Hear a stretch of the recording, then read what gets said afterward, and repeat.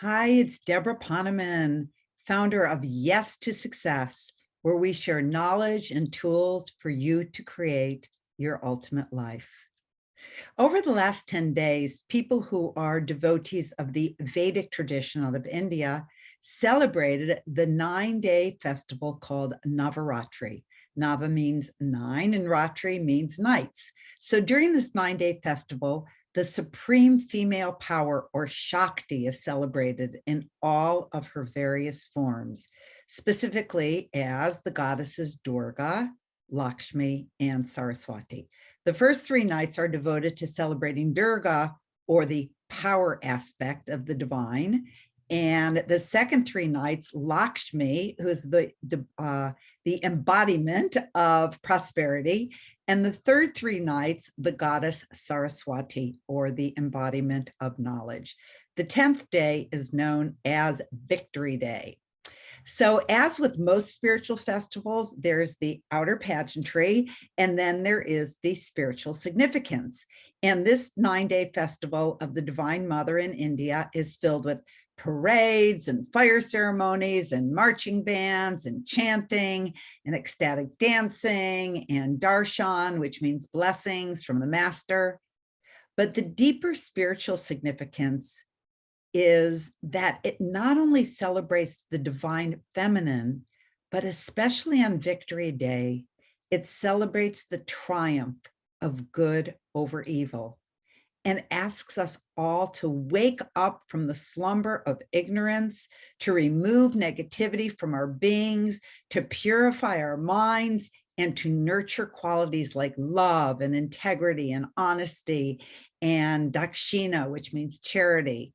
Navaratri also asks us to surrender and have faith in the higher power that's guiding our lives, and to have trust that if you simply do the right thing, the universe notices and you will be rewarded with patience and acceptance. Everything will work out well.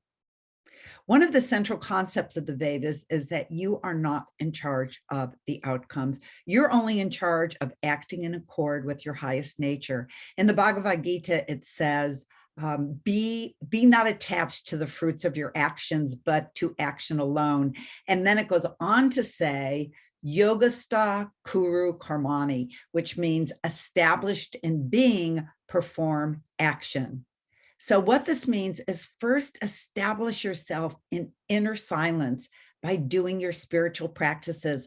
First connect with the creator of all that is, and then on that basis, perform action.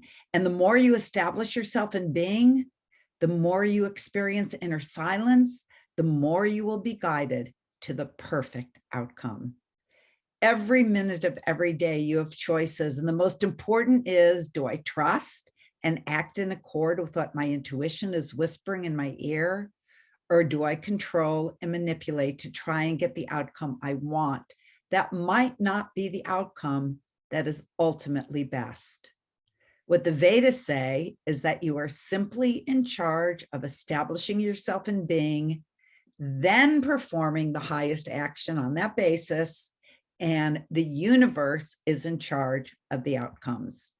So Navaratri is really about celebrating the triumph of good over evil inside of us. And its highest lesson is that by observing our behaviors and making the simple choice to choose light and not darkness again and again and again, we will eventually transcend all earthly limitations and achieve self-realization. Oh, one other thing, just in case you think that the only way that the Divine Mother is celebrated is for her loving, gentle, wise, and kind heart, on Victory Day, you will see the fierce goddess Durga sitting on top of a lion or a tiger and carrying a sword, or holding the head of the evil Mahishasura, whose head she has just severed.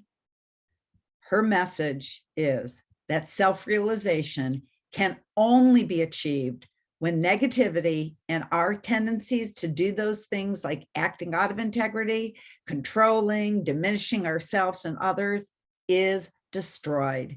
So on Victory Day, Durga slays Mahishasura, symbolizing the destruction of those tendencies in our lives.